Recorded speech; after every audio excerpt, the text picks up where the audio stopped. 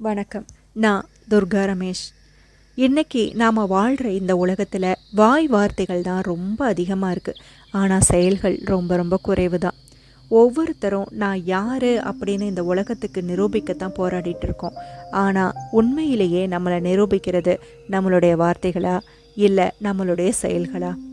இந்த கதையை முழுசாக பார்த்ததுக்கப்புறம் நீங்கள் உங்களையே கேட்பீங்க, நான் உண்மையிலேயே யார் அப்படின்னு.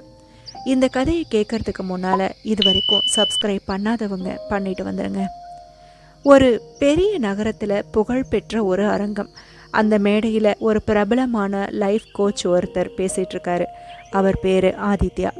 பார்க்குறதுக்கு ஆள் நல்லா பளபளப்பாக இருக்கார். மின்னக்கூடிய ஆடைகள், கையில் விலை உயர்ந்த கடிகாரம். உங்களை நீங்கள் தேடுங்கள், உங்கள் ஆளுமை உங்கள் வார்த்தைகளில் இருக்கிறது, உலகிற்கு நீங்கள் யார் என்று உறக்க சொல்லுங்கள் அப்படின்னு அனல் பறக்க பேசுகிறாரு. அவரை மக்கள் கடவுள் போல பார்க்குறாங்க. அவர் பேச்சை கேட்டு ரசிக்கிறாங்க.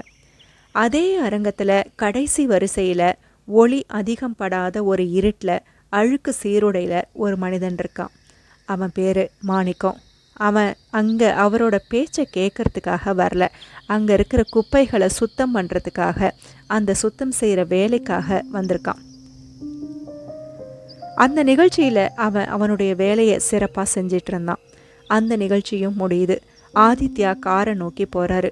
அப்போது அந்த ரோட்டில் ஒரு முதியவர் மேலே பைக் மோதிட்டு போனதால் அவர் ரோட்டில் விழுந்து கிடக்கிறாரு. அவரை சுற்றி ஒரே மக்கள் கூட்டம். ஆனால் எல்லாருமே ஃபோனில் வீடியோ தான் எடுக்கிறாங்களே தவிர யாருமே உதவுறதுக்கு முன் வரல. ஆதித்யாவும் அதை கண்டும் காணாத மாதிரி காரில் ஏறி உட்காந்துட்டு டிராஃபிக் ஜாஸ்தி ஆகிறதுக்குள்ளே கிளம்புங்கன்னு டிரைவர் கிட்ட சொல்கிறாரு. அந்த கூட்டத்தை தள்ளிட்டு மாணிக்கம் ஓடி வரான். தன்னோட துணியை கிழிச்சு அந்த வயசானவருடைய ரத்தத்தை நிறுத்துகிற மாதிரி ஒரு கட்டு போடுறான். யாராவது காரை எடுத்துகிட்டு வாங்களேன், ஹாஸ்பிட்டல் போகணும்னு கத்துறான். ஆனால் யாருமே அவங்களோட காரை கொடுக்க தயாராகவே இல்லை. மாணிக்கம் அந்த முதியவரை தன்னோட முதுகில் தூக்கிக்கிட்டு ஓடுறான். வெயில் கொளுத்துது. அவனுடைய காலில் செருப்பு இல்லை. ரோட்டில் கிடைக்கிற கல்லெல்லாம் குத்துது. அவனுக்கு மூச்சு திணறுது. ஒரு கட்டத்தில் தடுமாறி கீழே விழ போகிறான். ஆனாலும் அந்த முதியவர் காப்பாற்றணுங்கிறதால தன்னுடைய முழங்கால தரையில் ஊனிட்டு, ஐயா ஒன்றும் உங்களுக்கு ஆகாது, இதோ வந்துட்டோம் அப்படின்னு ஆறுதல் சொல்லிக்கிட்டே ஓடுறான். அவன் ஓடுற ஒவ்வொரு அடியும் ஆதித்யா மேடையில் சொன்ன 1000 வார்த்தைகளை விட வலிமையாக இருந்துச்சு. அந்த மருத்துவமனையில் அந்த முதியவர் அனுமதிக்கப்படுறாரு. அவர் ஒரு ஓய்வு பெற்ற நீதிபதிங்கிறது அங்கேருந்து தான் அவனுக்கு தெரிய வருது. அப்போது ஆதித்யா வேறு ஒரு காரணத்துக்காக அதே ஹாஸ்பிட்டலுக்கு வராரு. அங்கே இருக்கிற மாணிக்கத்தை பார்த்து, நீ தான் இங்கே கொண்டு வந்து சேர்த்தியா, வா நம்ம 2 பேரும் சேர்ந்து ஒரு ஃபோட்டோ எடுத்துக்கலாம், சோஷியல் மீடியாவில் உன்னை பாராட்டி போடுறேன் அப்படின்னு சொல்லி கேட்குறாரு. ஆனால் அந்த மாணிக்கம் அமைதியாக நின்று ஆதித்யாவை நேராக பார்க்குறான். ஐயா நீங்கள் சொன்னீங்க உலகத்துக்கே சொல்லுங்க நீங்கள் யாருன்னு அப்படின்னு. ஆனால் இன்னைக்கு இந்த மனிதன் சாவ கடந்தப்போ அங்கே இருந்த யாருமே தன்னை யாருன்னு நிரூபிக்க விரும்பலை. இந்த விஷயம் மூலமாக எனக்கு ஒன்று புரிஞ்சுதுங்க ஐயா. நாம் யாருன்னு நிரூபிக்கிறதுக்கு வார்த்தைகள் மட்டும் தேவையில்லை. நாம் என்ன செய்கிறோமோ அதுதான் நாம் யாருன்னு சொல்லும் இந்த உலகத்துக்கு. நீங்கள் ரொம்ப படித்தவங்க, நான் படிக்காதவன் தான்.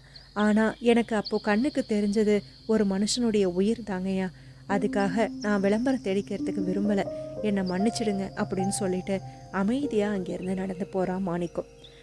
ஆதித்யா இப்போ தன்னுடைய கேமராவை மெதுவாக கீழே இறக்கிட்டு அவனை ஆச்சரியமாக பார்க்குறாரு.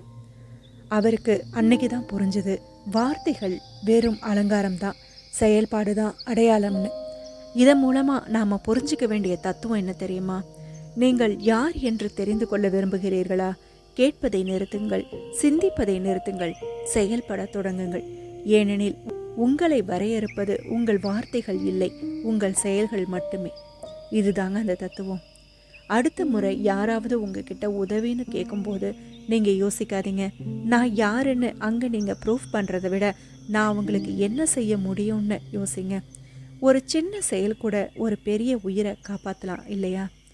இந்த கதையில் இருக்கிற சைக்காலஜிக்கல் ஃபேக்ட்ஸ் என்ன தெரியுமா? மனிதர்கள் பெரும்பாலும் கூட்டமாக இருக்கும்போது அவங்களுக்கு உதவணும் அப்படிங்கிற எண்ணம் வரவே வராது. இதை தான் பைஸ்டாண்டர் எஃபெக்ட் அப்படின்னு சொல்கிறாங்க ஆங்கிலத்தில். அதாவது ஒரு மனிதன் தனியாக இருந்தால் அவன் உடனே உதவி செய்ய வாய்ப்பு அதிகம். ஆனால் அதே சுச்சுவேஷனில் 10 பேர் இல்லை அதுக்கு மேற்பட்டவங்க இருந்தால் எல்லாரும் என்ன நினைப்பாங்க தெரியுமா?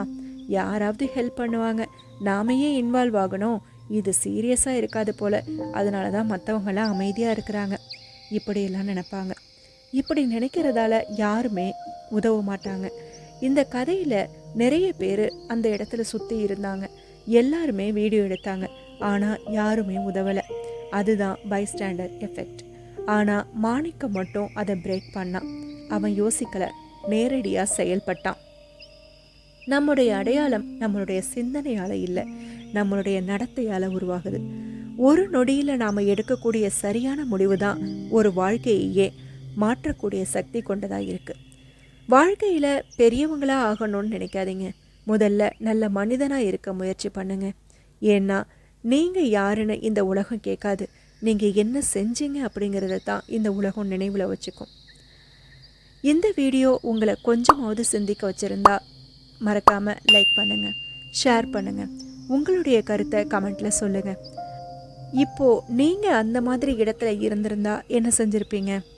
இன்னும் இது மாதிரி ஆழமான கதைகளுக்கு இந்த சேனலை சப்ஸ்கிரைப் பண்ண மறக்காதீங்க. மீண்டும் ஒரு நல்ல தத்துவத்துடனும் கதையுடனும் சந்திக்கிறேன். நன்றி.